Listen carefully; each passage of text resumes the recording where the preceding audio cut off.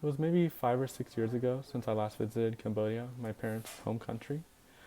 I remember that as soon as I left the airport, I felt dread weigh me down.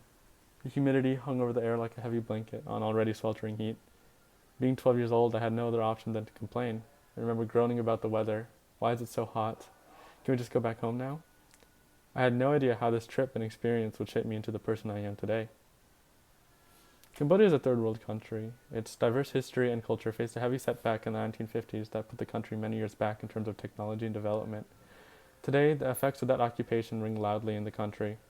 When I visited Cambodia, I saw countless people in the streets, dirty and grimy from all the cars driving by. It was when I entered the villages that I truly began to see and take in new perspectives.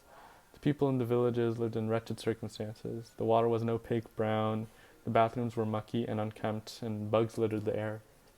Again, I grumbled around and wanted to leave, but then I began to notice that even with all the undesirable aspects of village life, the people were still lively. The kids played around, the elderly were laughing and having conversations, and the cooks were hard at work, preparing meals for the entire village. When the food was done, everyone was called to eat, and hearty talks ensued as the sun set, lighting up the sky with pinkish orange hues. I felt like it had changed me, seeing people that managed to find joy in a seemingly joyless home. During that trip, I recalled promising myself to never complain about the situations that I found myself in. I told myself that if I ever felt depressed or unhappy, I would think back to the people that lived in those Cambodian huts. My complaints were worthless, I thought, compared to the obstacles Cambodians faced.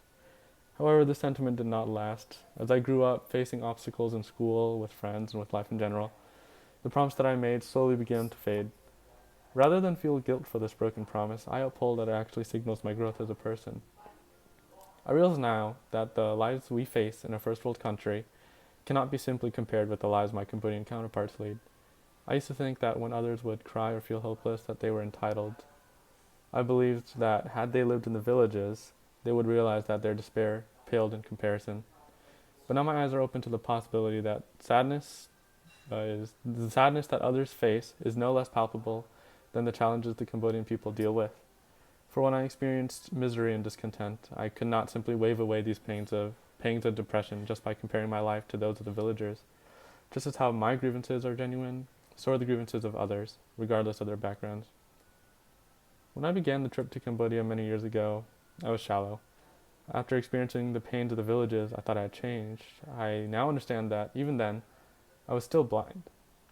I was ignorant for thinking that others had no right, no privilege to be depressed. Although those living in a first world country will most likely never feel the same gnawing hunger as a Cambodian child wondering where their next meal is going to come from, it does not make their pains any less serious. Depression, loneliness, and the fear of not being good enough can corrode a person into a husk of their former selves, even when living in America. Though the problems of Cambodia and America are distinct, from my experience in both countries, I have grasped that there is no monopoly on suffering.